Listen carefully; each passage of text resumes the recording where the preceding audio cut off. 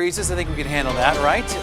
Time now for our financial focus, and analyst Steve Budin joins me now. Sir, always good to see you on the Mondays. Right back at you. We are starting out with the Federal Reserve. They're meeting this week. We talk about this rate possibly going up, and you think it's going to be happening this week? Yeah. Yeah. 99%. The Federal Reserve, it's the body that controls short-term interest rates and tries to put the brakes or presses the gas on the economy, depending on how they see the data.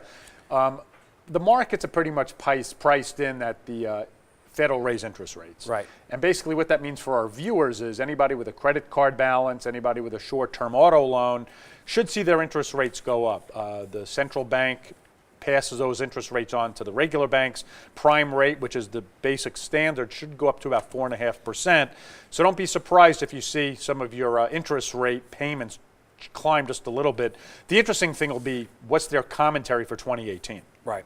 All right, let's move on now. This next subject I find really fascinating. I feel like we could do 40 minutes on. I know. Bitcoin mania. Yeah. Right? All of a sudden, everyone's talking about Bitcoin. You see it skyrocketing. Now I'm like, oh, I don't know. Can we buy into Bitcoin? What is it? I don't know. I want it. Everyone's excited about it. When I'm in the supermarket and people pull me aside and ask me about this or send me emails, then you know you're onto something. And I mentioned this a few months ago that these cryptocurrencies, which are basically virtual currencies, so like follow me here, you have basically an electronic wallet which allows you to make payments in things other than US dollars. And now that it's catching on, I would say to the viewers, first and foremost, this is still not what I would consider an investment. This is still gambling. It's pretty unregulated. It's it's hackable.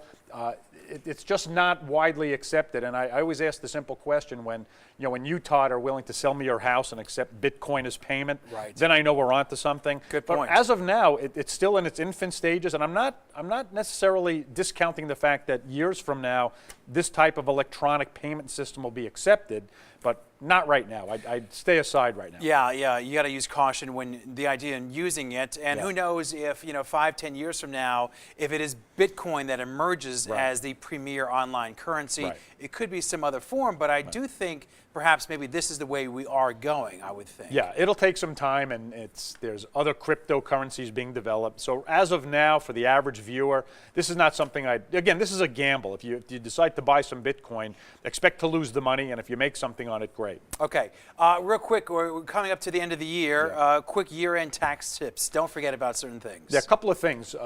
Before December 31st, if you're getting a year-end bonus, maybe kick in your 401k contributions.